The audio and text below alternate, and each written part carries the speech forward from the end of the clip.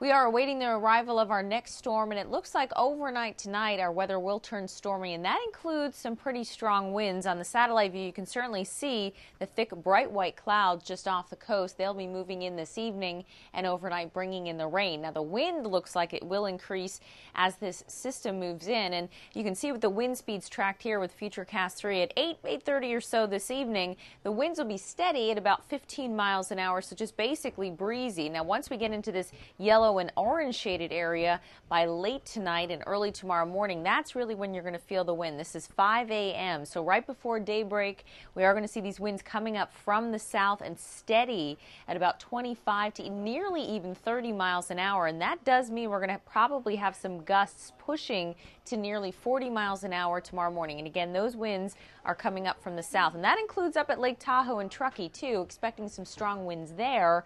And that's where the snow is going to be likely coming down and mixing in. We are expecting higher snow levels with this system. Now, once we get into late morning and into the afternoon, the wind really dies down. We're thinking that it'll just be breezy by 3, 4 o'clock tomorrow afternoon, with some of the winds steady between 5 and 15 miles per hour. Of course, we'll track the latest right here on KCRA.com.